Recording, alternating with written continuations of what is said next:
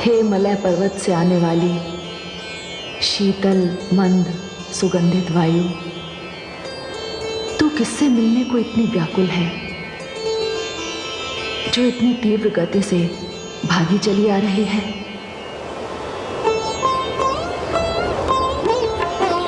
तेरा ये मधुर मादक स्पर्श मुझे रह रहकर अपने उस दुर्भाग्य का स्मरण करा रहा है, जिसने मुझे अपने प्रिय से इतनी दूर कर दिया है, जिनसे मिलने का ना तो मेरे पास कोई उपाय है और ना ही कोई साधन।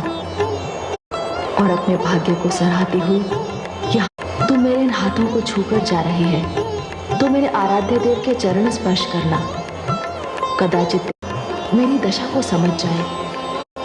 और हाँ, एक कार्य और करना, लौट के चरणों की धूल अवश्य उड़ा लाना। प्रियतम के दर्शन के लिए व्याकुल अपनी आंखों में मैं उनकी चरण धूलि का दर्शन के लिए तरसती इन आंखों को।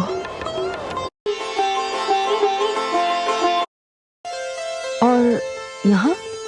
हाँ, आपने मुझे कुछ कहने के लिए रोका, इसलिए मैं रुक गई।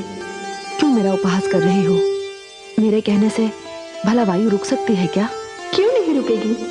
किसमें इतनी शक्ति है जो आपके आदेश का पालन ना करे? आप तो शक्ति है देवी।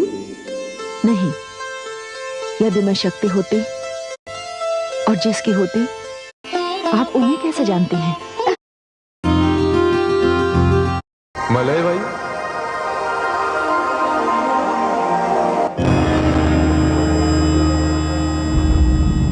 मलय वायु का प्रणाम।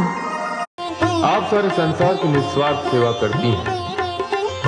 आपका एक स्पर्श पाने के लिए मानव, दानव और देवता सभी तरफते रहते हैं।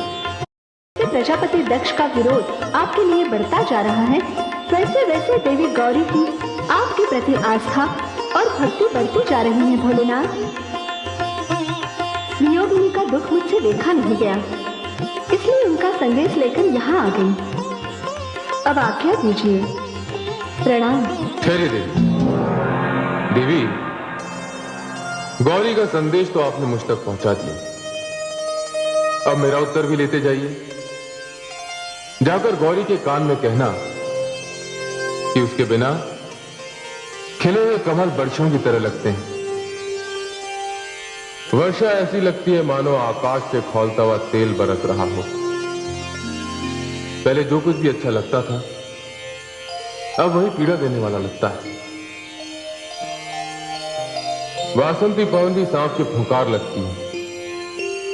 देवी, गौरी से कहना कि उसके और मेरे प्रेम का रहस्य केवल मेरा हृदय जानता है, और मेरा हृदय गौरी के पास है। आपकी वाणी सुनकर मेरे कान धन्य हो गए। मैं आपका ये संदेश देवी गौरी तक अवश्य पहुंचा दूंगी।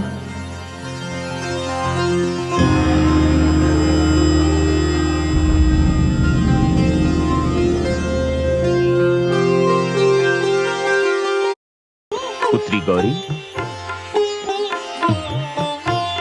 नारायण नारायण। अब बता ही दो पुत्री, कल्पना के किस लोक का भ्रमण कर रही थी तुम? तायाश्री, भूमि पिताश्री के साथ वहां से लौटकर आने के पश्चात। नारायण नारायण। कहता था ना पुत्री कि तुम्हारा इस प्रकार से खो जाना बिना कारण नहीं है। तो तुम उस नगरी गई थी जो तीनों लोक से न्यारी है। वो नगरी तो भगवान भोलेनाथ शिव की नगरी है। क्या तुम्हें भगवान शिव के दर्शन हुए? हाँ हाँ तायाश्री, मैंने दर्शन किए भगवान शिव के। तो शक्ति को शिव के दर्शन हो ही गए। बड़ा ही अद्भुत प्रसंग रहा होगा ये। तायाश्री, बस बस पुत्री, अब कुछ और कहने की आवश्यकता है? नहीं नहीं तायाश्री, सुनिए। नारायण नारायण। तायाश्री। प्रणाम देवर्षि नारद। आयुष्मान भव, कीर्तिमान भव। क्या बात है देवर्षि? सत्य वचन। जब व्यक्ति का मधुर सपना साकार हो जाता है तो प्रसन्नता अपनी सीमाओं को लांघकर वहां पहुंच जाती है जहां मन मस्तिष्क में तरंगे उठ रही हों, हृदय के तार झंझना रहे हों और पग अपने आप नृत्य कर रहे हों। भ्राताश्री दक्ष, आज मैं आपको वो समाचार देने आया हूं जिसे सुनकर आपके जीवन की सारी चिंताओं का समाधान हो जाएगा और आपके जीवन की जो सबसे महत्वपूर्ण महत्वाकांक्षा है वह भी पूरी हो जाएगी। देवर्षि, आप कहना क्या चाहते हैं? मैं समझा नहीं। भ्राताश्री, आपके जीवन की सबसे बड़ी चिंता पुत्री गौरी का विवाह है ना? नहीं देवर्षि, पुत्री गौरी का विवाह मेरी सबसे बड़ी चिंता नहीं है। भ्राताश्री, बस वही समाचार तो मैं आपको देने आया हूं जिसे सुनकर आप भी आनंद विभोर होकर मेरी तरह धरती और आकाश के साथ झूम झूम के नृत्य करने लगेंगे। शिव को छोड़कर यदि आप किसी अन्य वर की खोज कर सके तो करें, अन्यथा।